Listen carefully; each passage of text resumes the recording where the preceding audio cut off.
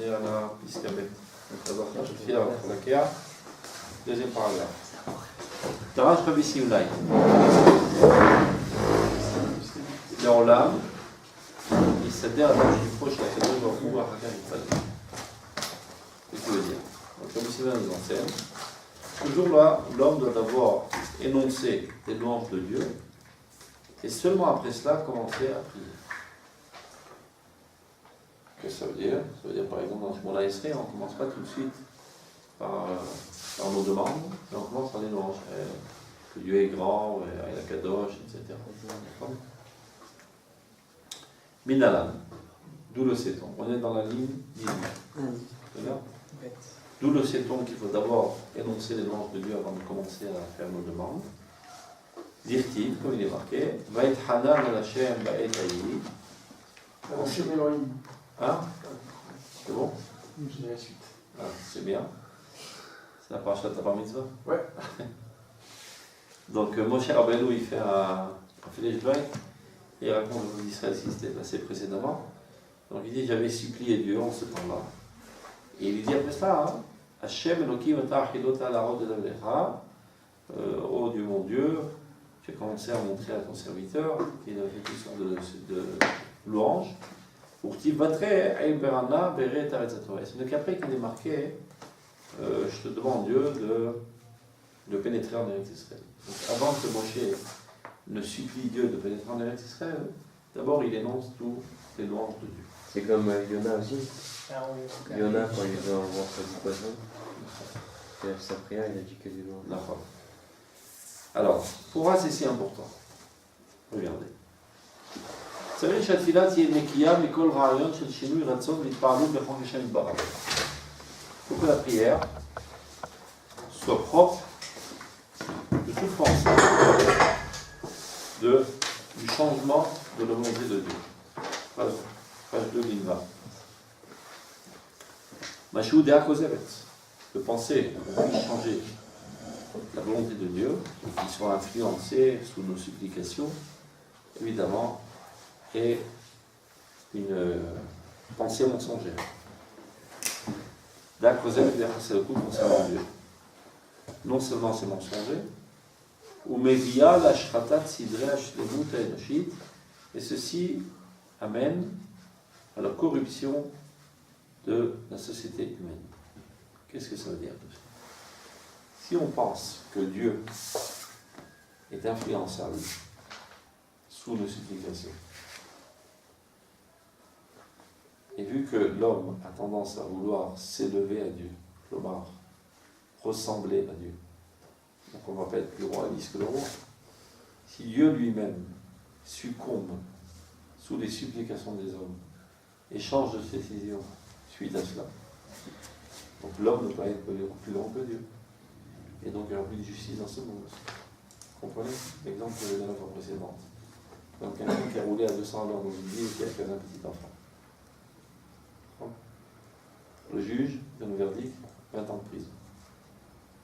Après il commence à pleurer, que va-t-il advenir de ma femme, et les enfants qui débarquent au tribunal et qui pleurent, on va rester sans papa pendant 20 ans, qu'est-ce que veut dire devenir de nous? Alors, il succombe sous les supplications, il flanche sous la pression, il annule le verdict. Il lui donne sa liberté. C'est une grandeur d'âme, mais une faiblesse de caractère. C'est faiblesse de caractère. Vous comprenez? Ça veut dire que ce bonhomme-là, n'est pas digne d'être un juge. Car par cela, il a envoyé 500 personnes à la mort. En envoyant ce bonhomme à la prison, les gens ont pris conscience de la gravité de la chose. Vous aurez conduit avec plus de précaution. Ceci aurait évité 500 accidents cette année. Quand ils disent, de toute façon, quoi qu'il arrive, on ira pleurer chez le juge et on ne s'arrangera avec lui, on va continuer à faire les fous sur la route. 500 morts. C'est clair? Donc succomber sous les supplications n'est pas une grandeur de caractère, mais une faiblesse de caractère. Maintenant, si on pense que Dieu lui-même, il est incapable de supporter les pressions, il flanche sous les pressions et les supplications des hommes, on ne peut pas espérer que l'homme soit mieux que Dieu. Donc ça veut dire que toute la société humaine va être calquée sur cette fausse compréhension de la gérance de Dieu de ce monde. Donc, pour bien nous faire comprendre que Dieu est en delà de tout changement de volonté. Avant de commencer à demander quoi que ce soit, tu fais une liste interminable de louanges de Dieu.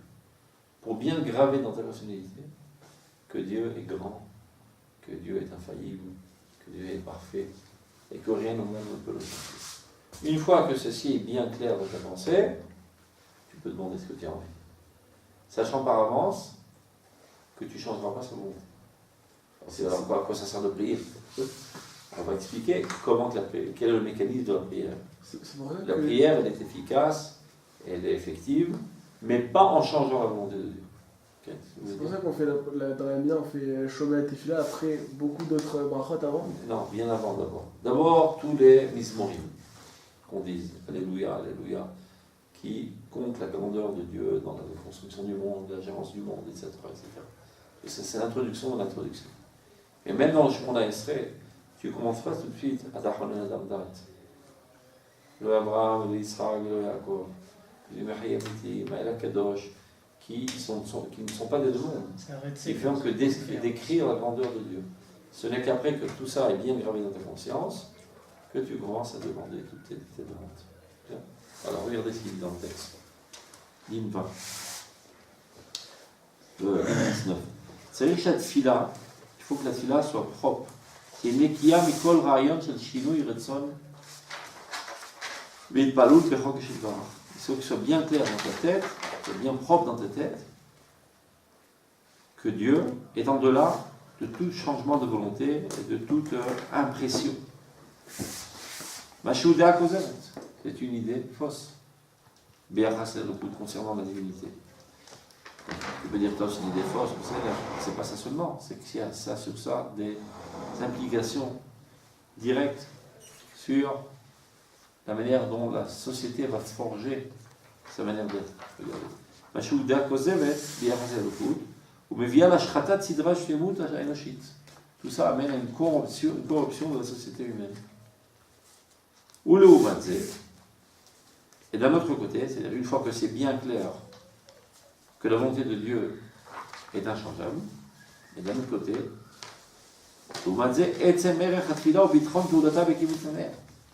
l'assurance de la prière, c'est-à-dire que tu es sûr que la prière elle agit, au bitron et qu'elle est effective, évidemment quand tu as rempli toutes les conditions.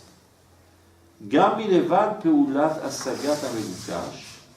והתחוממות הנפש וזכותה על ידי תפילה היא פינה גדולה בהשלמת האדם.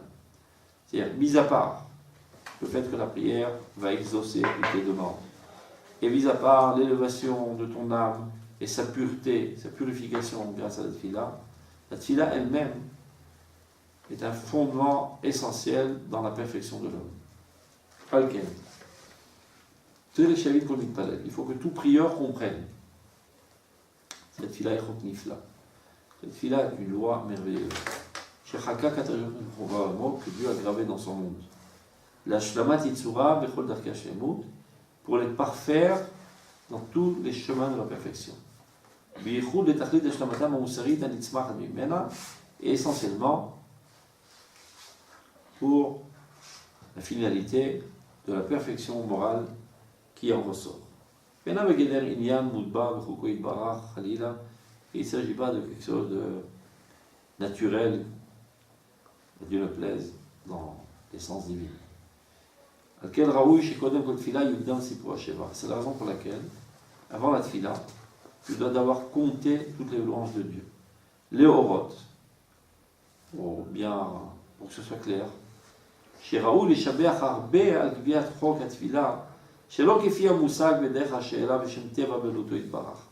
Ou bien être convaincu que le tfila n'agit pas de la manière que toi tu le penses, comme si c'est quelque chose de naturel, que Dieu avait une nature humaine et qu'en multipliant les supplications, il flancherait sous tes supplications. La preuve qu'on en retire de Moshe Rabbeinu, parce que la Gemara demande d'où on sait cela, ce que prétend Rabbi Simlai, qu'il faut d'abord énoncer les louanges et ce n'est qu'après demander des demandes. On a pris ça de Moshe Rabbeinu. Pourquoi c'est si important de l'apprendre de Moshe Rabbeinu? Chez vous, à la Shalom, car lui, Moshe Rabbeinu, בהשגתו הגדולה, היה ודאי בטוח שלא יבוא לחשוב קצת שינוי רצון והתפעלו בחוק השם ברח לתפילה, Il est bien clair que M. Rabbeinu, avec toute sa grandeur et sa perception extraordinaire d'Akadosh Baruch Hu, lui était vraiment convaincu que Dieu est en delà de tout changement.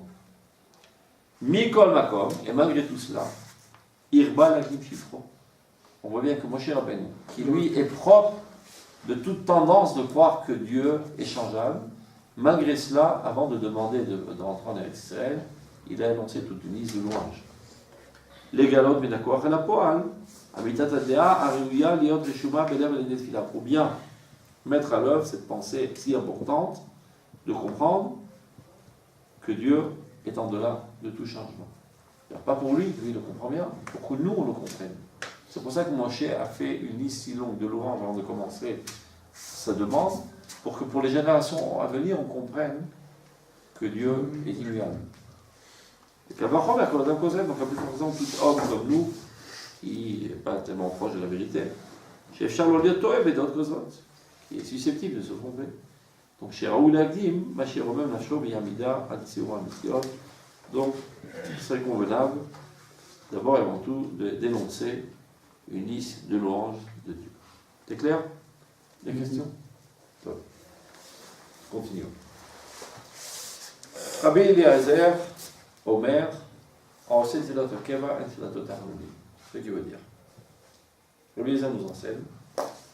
Celui qui fait sa tfila, sa prière de manière fixe, alors sa prière ne sera pas exaucée. Qu'est-ce que ça veut dire? Si on la récite comme un robot, on la récite sans mettre vraiment de... C'est une des explications. En tout cas, c'est ce qui a marqué dans le Mara. Aosé tfilato keva, celui qui fait cette fila de manière fixe, en tfilato tachanulim, cette fila ne sera pas exaucée. Alors la Mara demande, Maï keva, qu'est-ce que ça veut dire keva? Alors, là, il y a trois opinions dans la Mara.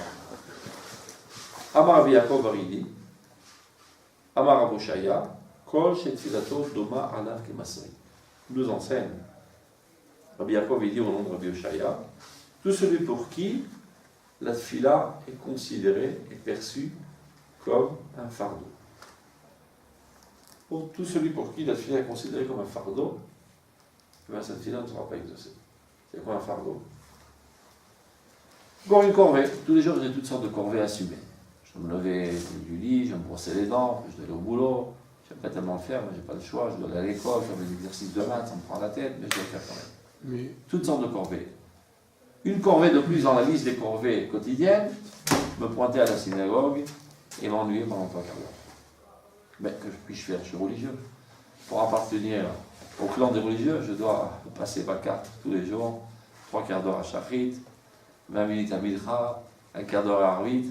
Quelle galère, je n'ai pas le choix, je suis obligé de le faire, sans quoi je suis exclu du clan des religieux.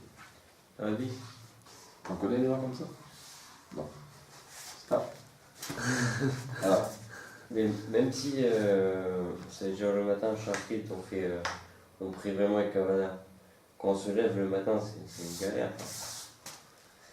En soi, de se lever tôt le matin, même si on est content d'aller prier, et on prie Kavana et il n'y a pas de souci de ce côté-là, le matin quand on Tu es bien allé à l'école? Pardon? Tu es bien allé à l'école? Aller à l'école pas trop. Non. Si t'es normal, pas trop. Il y avait des fois des journées de Tioul, on disait où? Ouais, on fait des sorties. Des sorties? EPS. T'es bien allé en sortie? Ouais. Avec quel enthousiasme tu te levais le jour où tu devais aller à l'école et le jour où tu devais aller en sortie? En bas, Tu te rappelles la différence? Ouais, un gosse qui doit aller à l'école, il n'a pas la force de se lever, il faut le réveiller 10 fois, etc. Il traîne la patte. Le jour où il a une sortie, à 4h du mat, il est déjà debout avec son sac sur le dos. Maman, c'est comme on va à l'école. C'est-à-dire, quand tu es motivé par un objectif, alors tous les moyens pour accéder à l'objectif t'emplissent de joie déjà. Maintenant, si tu n'as pas envie de te lever pour prier, ça veut dire tout simplement que tu n'as pas envie de prier. Il ne faut pas avoir honte de le dire. C'est la situation pour l'instant. Mais c'est simple. Si tu sais que demain à 8h, tu dois aller recevoir un chèque de 100 millions de dollars. Tu n'endors pas la nuit, Véro. Pas tu t'es à 5h. Tu es réveillé toute la nuit. Et si par malheur tu es somnolé, tu sautes du lit à 4h du mat pour être sûr de ne pas rater le rendez-vous. Donc quand tu aimes quelque chose, tu es motivé par quelque chose, tous les moyens pour accéder à ce quelque chose t'emplissent déjà de motivation de jour. Donc si tu n'as pas envie de te lever pour venir au Beth-Midrash, pour venir à l'école, pour venir où que ce soit, c'est tout simplement parce que tu n'as pas envie de cette chose et tu préfères dormir. Mais quand il y a quelque chose qui t'attend et que tu aimes, ben tu sautes du lit. Mais comme ça, c'est tous les jours. Tous les jours, comme ça, c'est quotidien. Si tu reçois tous les jours un chèque de 100 000 $. Si on le reçoit tous les jours, moi, il y aura bien un jour où on va faire. Oh, bon, faire de plus, faire de moins. Non, mais pareil, les sorties scolaires. Si on fait tous les jours des sorties scolaires, au bout d'un moment, on dira bon, on va dormir. C'est pour ça qu'il y a marqué Shiou Hadashim et Nakakonium. Tous les jours qui paraissent nouveaux à tes yeux. Comment ça peut être paraître nouveau, c'est la même chose. Parce que tous les jours, tu accèdes à un niveau différent. Donc c'est nouveau. Sinon, tu es mal barré pour te marier, mon pote. Ouais. C'est tous les jours même pas. Alors, avant, dans les fiançailles, tu es en grande allégresse, le mariage high. Et après, on s'accommode, il y a l'usure, et après quelques années, ras-le-bol, on divorce. Je te parle de la courbe commune. À environ, je ne vais pas te foutre la frousse, 80% des couples. Un groupe sur deux. 80% des couples. Il y en a qui divorcent formellement. Il y en a qui se forcent à rester dans le cadre du mariage, mais ils sont divorcés émotionnellement. Ils habitent sous le même toit, ils peuvent faire se gommer. Pourquoi ils restent ensemble? Ça coûte trop cher de divorcer. Il faut payer les trucs, les enfants, les machins, et c'est 2 appartements à entretenir, 2 électricités, 2 eaux. Donc, on se supporte. De quoi ça provient? L'usure. Et pourquoi il y a l'usure? Parce qu'il n'y a pas une pénétration constante de la personnalité. Une connaissance. Des nouvelles couches intérieures de la personnalité. Donc s'il n'y a pas de communication, il y a seulement un rapport corporel qui a vite fait le tour du corps. Mais l'âme, elle est infinie. Et la seule manière de pénétrer l'âme, c'est la communication. Du bas, tabac. Donc si tu n'entretiens pas et que tu ne développes pas cet amour, il y a l'usure, et finalement, ça casse. Ben c'est pareil dans tous les domaines. Même le boulot, c'est pareil. Toujours le métro, boulot, dodo, ras-le-bol. Si tu n'as pas toujours de nouveaux défis à affronter, etc., on aura le bol. Ben c'est pareil par votre Hachem. C'est exactement de ça qu'il parle. Regardez. Alors, Rabbi Eliezer Omer. Arosé Tfilato Kera, je reprends. En Tfilato Tahanonim. Celui qui fait sa tfila de manière fixe, cette tfila ne sera pas exaucée. Maï Keva. Qu'est-ce que veut dire Keva? Amar Rabbi Yaakov Rabbi Eliezer, Kol Tfilato Rodoma la Primasu. Tout ce pour qui la tefila, la prière, est perçue comme un fardeau. Donc là, le Rav Kook explique. L'ifna tefila, avant même de commencer à prier, avant la tefila, c'est-à-dire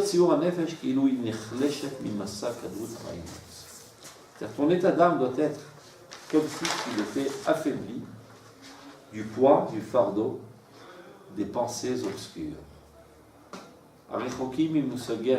Qui sont si loin des concepts de la perfection, de l'Openem et l'Achaïm, et la lumière du visage du roi de vie.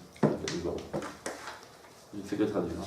Verak bezot, tagol maliba, massa asher maliba. Et ce n'est qu'avec cela qu'elle réussira à écarter de son corps, de son cœur, ce fardeau, cette pierre qui s'alourdit sur elle.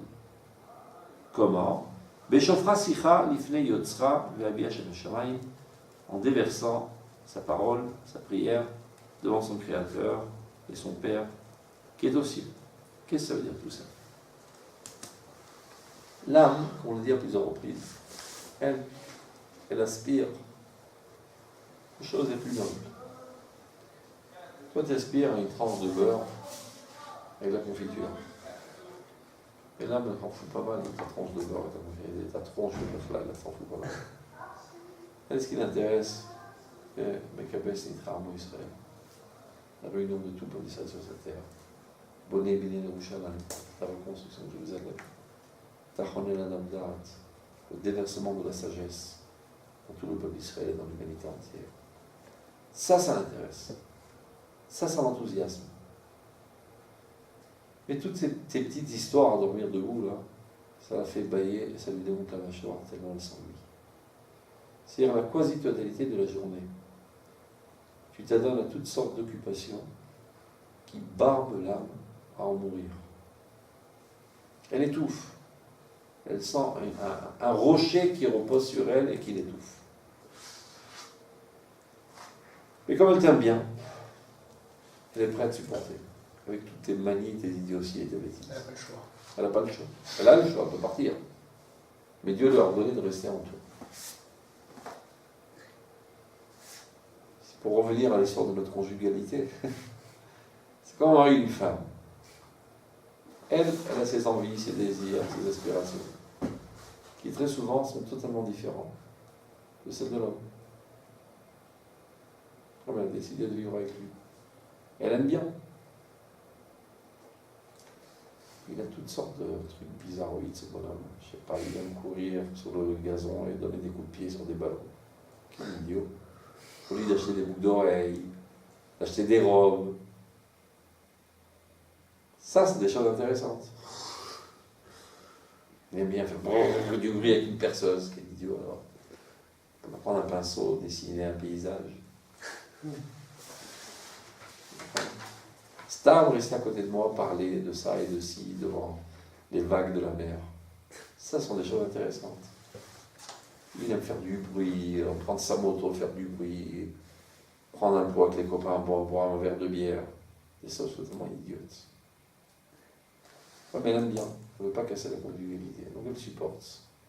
En espérant qu'un beau jour, il reçoit un petit peu de cervelle. Et qu'il aime lui aussi ce qu'elle aime. Donc à ce niveau, j'ai donné 2 exemples idiots parce que l'un n'est pas plus important que l'autre. Ni les boucles d'oreilles, ni les perceuses. Et si tu prends un autre exemple, quelqu'un de très intelligent, très fort, très idéaliste, très bon cœur, très noble, très pur, très saint. Il est marié avec une idiote qui pense à manger, à dormir, à se faire du manicure, à se mettre des boucles d'oreilles. C'est son bazar. Il ne sait pas comment il s'est marié avec elle. On l'a forcé à se marier. Il est marié avec elle, il a des enfants avec elle. Et il ne veut pas casser le mariage. Quelle souffrance. Quelle frustration constante de vivre avec un idiot pareil. Donc imaginez ça, 1 milliard de fois plus de dénivellation entre l'âme et le corps. Tout ce qui t'intéresse, tout ce qui te fait flipper, elle n'en a que faire. Elle en a un dégoût profond même, un dédain profond. Mais elle attend patiemment qu'un beau jour, ce bout de chair dans lequel elle vit, s'élèvera à sa hauteur, et lui aussi voudra exactement ce à quoi elle aspire. Elle est patiente. Elle est là en toi depuis qu'il était un petit fœtus dans le ventre de ta mère. Et qu'il y a un petit homme qui est sorti, qui fait des idioties, qui fait dans sa couche. Après, elle te prend à l'école, elle t'apprend les mathématiques, la physique, la chimie, etc. Les bonnes manières, elle t'apprend à te tenir sur tes jambes, c'est-à-dire l'indépendance financière, et les bonnes midotes, et l'étude de la Torah, les mitzvot, et encore très loin de ce à quoi elle aspire. Elle attend. Quels sont ces moments où elle respire un coup? Elle arrête d'être étouffée. Le seul moment où elle respire un coup, c'est quand cet idiot avec qui elle vit, il vient à la synagogue, il attrape son sidor, il dit incroyable, il est fiché de dire un truc là. Le mec, il a dit et si en plus j'arrive à le faire penser à ce qu'il dit, et pas seulement qu'il dise des mots machinalement, je suis au comble de ma satisfaction. J'ai réussi d'en faire quelque chose de cet idiot avec qui je vis. Toute la journée, j'ai un rocher sur la tête, pas une pierre sur le cœur. Une montagne sur mon cœur qui m'étouffe et qui me frustre dans toutes ces activités idiotes. Sauf arrive le moment de la difficulté. Elle peut, intense soit peu, exprimer à travers sa langue, sa bouche et ses dents ce à quoi elle véritablement aspire. Ce sont ces moments où elle a une satisfaction intense. Comme, si vous voulez un exemple, en parlant du corps, Quand tu manges, tu sens bien. Tu as la peau du ventre bien tendue, tu es satisfait, tu es content, tu es joyeux. 1 heure après, ça commence à gratouiller. 2 heures après, de plus en plus, 3 heures, tu commences à avoir un petit trou. 4 heures, 5 heures, 6 heures, tu n'en peux plus de faim, tu crèves de faim. Et qu'est-ce que tu dis? C'est quand qu'on mange? Tu n'en peux plus, tu veux manger. Et ben là, c'est pareil. C'est quand qu'on mange. Quand est-ce qu'on mange shacharit? Quand est-ce qu'on mange mikra? Quand est-ce qu'on mange acharit? C'est ces 3 repas journaliers. C'est au moment où on arrive au comble de sa satisfaction. C'est le seul moment où ce bonhomme dit des choses à la hauteur, à sa hauteur elle-même. Alors là, la prière pour elle n'est pas une corvée, au contraire. Et le moment le plus doux auquel elle attend, elle aspire. Si tu pries de cette manière, c'est une fila. Mais si c'est encore une corvée de plus, ce n'est pas une fila. C'est dans cet état d'âme, dans cette position, dans cette situation psychique, que tu dois être quand tu viens à la synagogue. Ouf, finalement, j'ai fait toutes sortes de choses, je suis obligé de les faire. Du fait même que je vis dans ce monde, il faut que je mange. Pour manger, il faut gagner de l'argent. Pour gagner de l'argent, il faut avoir un boulot. Pour avoir un boulot, il faut apprendre des maths. Toutes sortes de choses. Je suis obligé de faire pour finalement seulement survivre. Mais je n'ai pas commencé à vivre. Je n'ai pas commencé à exprimer la vocation pour laquelle je vis dans ce monde. Le seul moment où je parle au moins de la vocation de ma vie dans ce monde, c'est la tefila. En espérant, en parlant de cela, en s'enthousiasmant de cela, cela déclenche ma volonté et que finalement j'œuvre dans ce sens. Et que je commence véritablement à concrétiser ma vocation.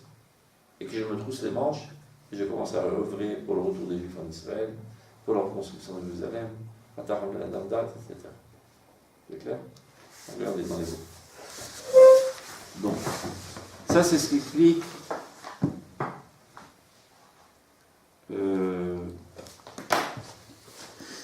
Yaakov Aridi. Qu'est-ce que ça veut dire Keva? Tout celui pour qui la prière est encore une corvée, eh bien ce n'est pas une prière qui ne rêve pas d'être exaucée. Donc il nous explique le Rav.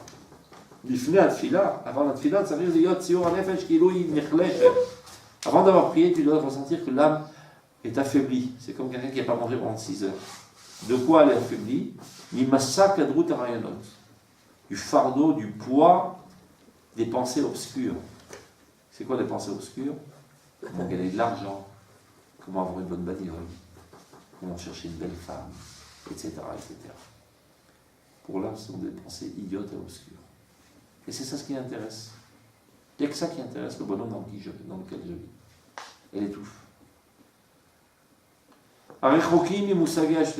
Qui sont si loin des concepts de la perfection, et de la vie divine.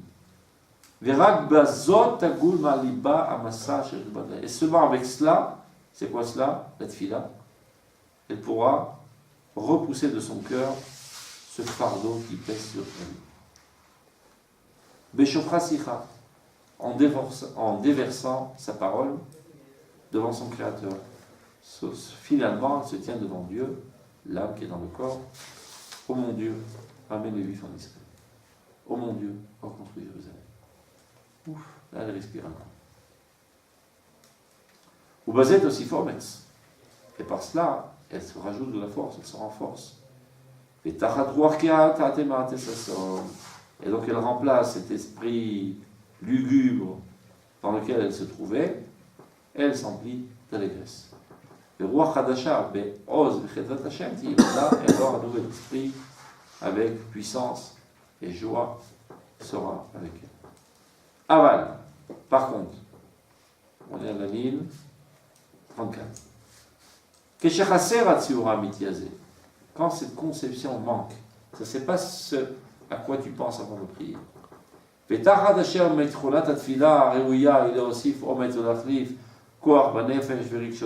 Donc au lieu que la tefila vienne te renforcer et changer d'esprit et rafraîchir tes sentiments, la tefila on vient encore plus me fatiguer parce que c'est une corvée de plus. Donc il ne s'agit pas là de la véritable tefila parfaite telle qu'elle devrait être. car à vrai dire, la tefila devrait provenir d'un sentiment profond, interne. Et non pas à cause d'une obligation extérieure, une corvée de plus qu'on m'inflige. Tous les jours, on m'oblige de faire ceci, de faire ceci, de faire cela. Et de plus, on m'oblige à rentrer à la synagogue et de réciter toutes sortes de textes barbares. Si c'est comme ça que tu pries, ne rêve pas une seconde que ta prière soit exaucée, ce n'est pas une prière. C'est une corvée. C'est clair? Oui. Shashbecha, qui est Doma, qui est ma soeur, évidemment, elle est considérée, elle est perçue comme un fardeau. Donc ça, c'est l'opinion de Rabbi Yaakov Haridi. Qu'est-ce que veut dire Keva? Le Rabbanan Amre, ligne 37, Kol she'eno omra belachan tachanunim. Qu'est-ce que ça veut dire Keva? Tout celui qui ne l'énonce pas, la tefila, dans un langage de supplication. Qu'est-ce que ça veut dire? Alors, on va voir. Est-ce que les trois opinions sont contradictoires ou bien, c'est-à-dire, elles sont chacune d'elles alternatives ou bien cumulatives? Ça se rajoute l'une sur l'autre. Quand tu lis la Gemara dans une première lecture, tu as comme l'impression qu'il s'agit de trois opinions contradictoires. Avec l'explication du Rav Kook, on va voir que ce ne sont pas des opinions contradictoires, mais l'une vient rajouter sur la précédente. Regardez. Donc, qu'est-ce que veut dire Chachamim quand ils disent Kol mi she'eno omra belashon tachnumim? Tout celui qui ne la prononce pas dans un langage de supplication. Afilu matzah levavo mitragesh. Liot rafet betfila mitzad regesh pnimit. Rav Kook explique. Qu'est-ce qu'on veut dire par cela, Chachamim? Même si ton cœur est motivé, est enthousiasmé, et tu veux la tefila, d'un élan intérieur et pas par une obligation extérieure. Mikol makom, cependant. Kol shelo yasim levavo. Tant que tu ne feras pas attention. Ou bien tu feras attention que ki im le malot ergesho apelimi levado. Tu pourrais croire que tout le rôle de la tefila, c'est d'apaiser tes frustrations. C'est une sorte de méditation. J'ai énormément de frustrations pendant la journée, quand mon âme a des frustrations, de ne pouvoir s'exprimer, de ne pouvoir agir dans le domaine qu'elle aime. Heureusement qu'il y a la prière, de temps à autre, je lui donne sa nourriture spirituelle et ça la calme. C'est bien ou c'est pas bien? Hein? Si on veut que ça, c'est pas bien. Pourquoi? C'est pas un passe-temps. C'est pas un médicament, c'est pas un psychologue, c'est pas un psychiatre. Mais des fois, la tefila, ça nous apaise. Alors, sans aucun doute, c'est ce que je veux dire. Rabbanan, ils ne viennent pas contredire ce qu'a Rabbi Yaakov dit. Ils vont rajouter un niveau de plus. C'est-à-dire, sans aucun doute, il faut rentrer dans cette situation. Quelle situation? Un manque, une soif de Dieu, une fatigue. Je viens rafraîchir mes forces. Ce n'est que comme ça qu'on peut rentrer en tefila. Mais de croire que c'est le but de la tefila, c'est une erreur. Ça, c'est un moyen de prier comme il le faut. Sans cela, ce n'est pas une prière. Si c'est une corvée de plus à assumer, c'est pas une prière. Si c'est ressenti comme un besoin intense qui vient apaiser mes frustrations, c'est le meilleur moyen pour entrer dans la prière. Mais ça ne veut pas dire encore que c'est le but de la prière. C'est clair? Regardez ce qu'ils disent. Il est le rappel.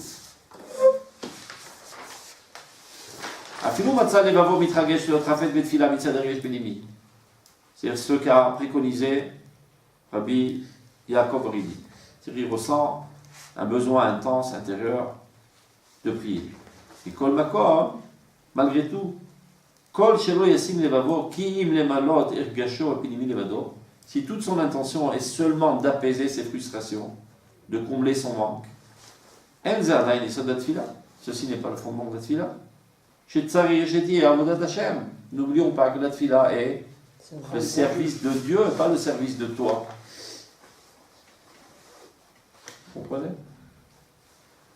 Il y en a qui, quand ils ont l'angoisse, ils vont faire de la natation. D'autres, ils prennent leur guitare. Moi, je prie. Et comme ça, je suis fonctionnel. J'ai remis mes esprits en place.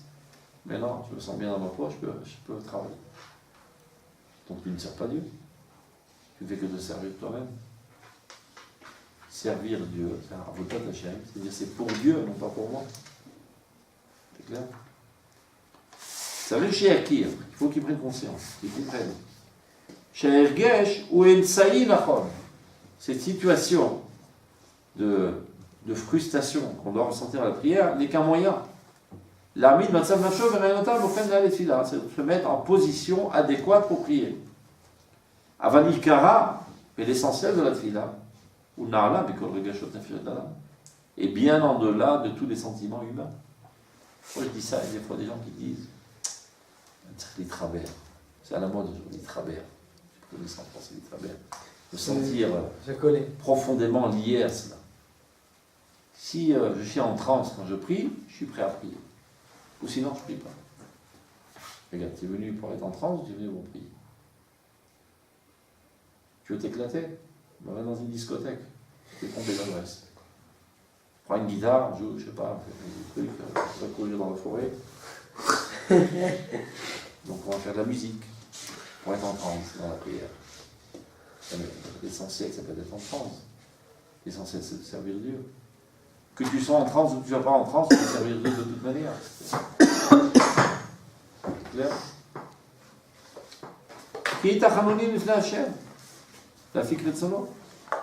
On vient supplier Dieu pour accomplir sa volonté. C'est pour ça que Rabbanan dit il faut la dire de manière supplicative. Ou les tsaïr baiser est à émettre. Et en cela même, tu te convaincs, tu dessines, tu conçois la vérité.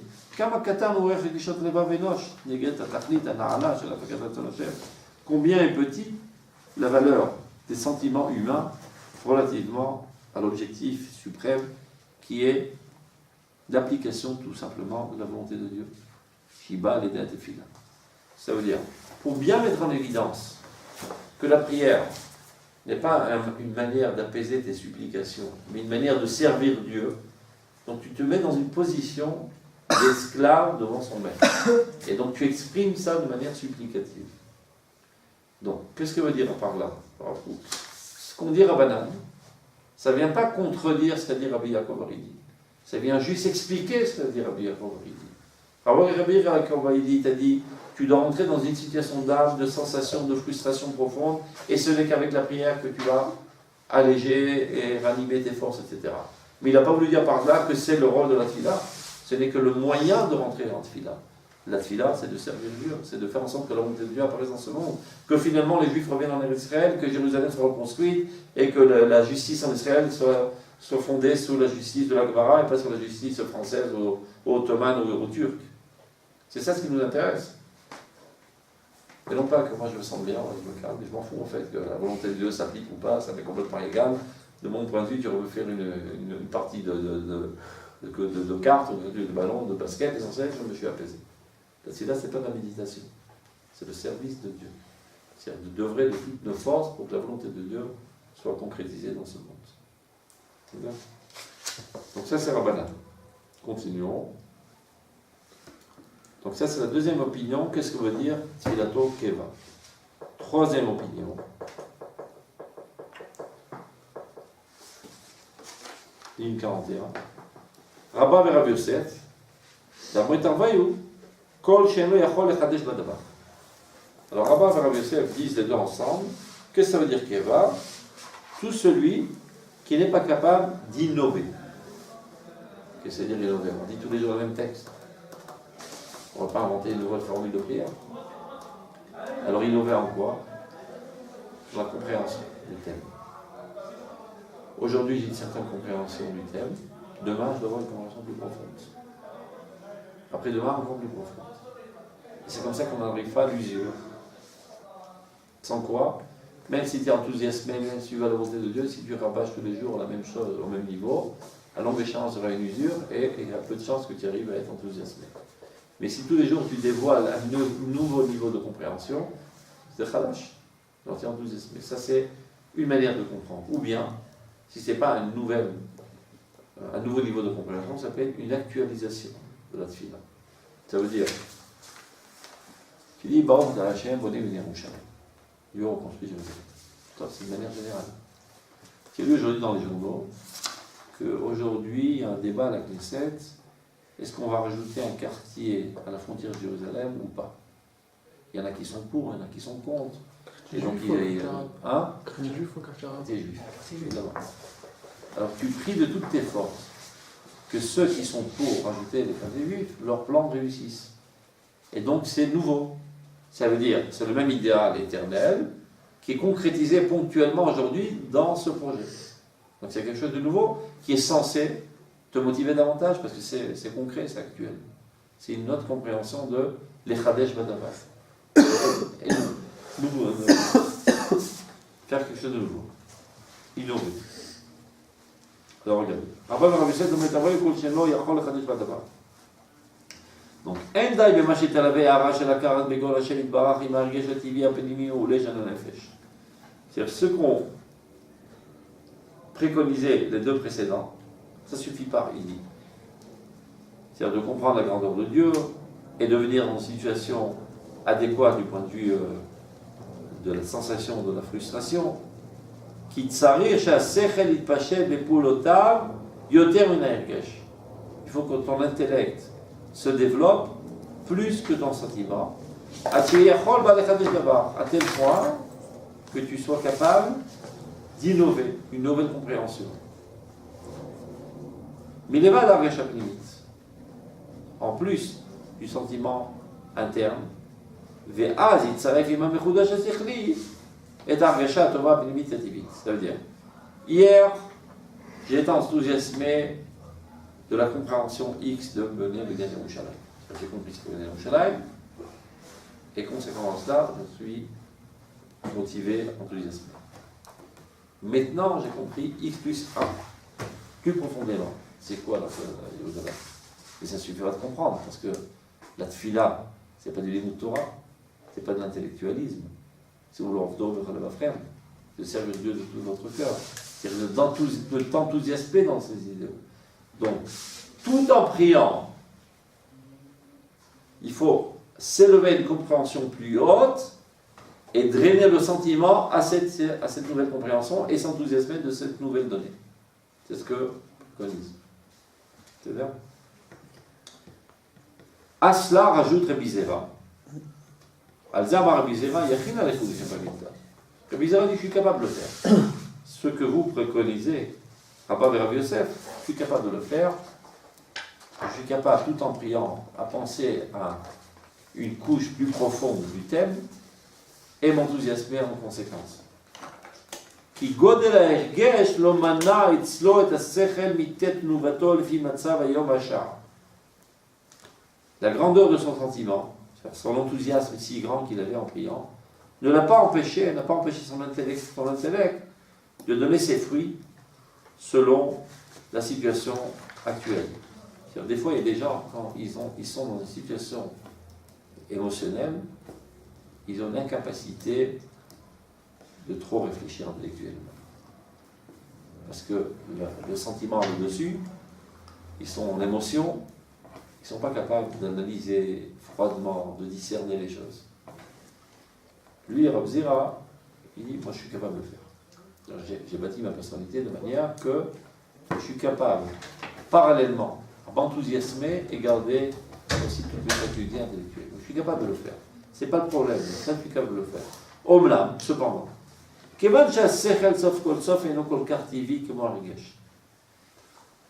puisque l'intellect n'est pas tellement naturel comme le sentiment, c'est seulement une petite peur de finalement de perdre la dimension de la prière.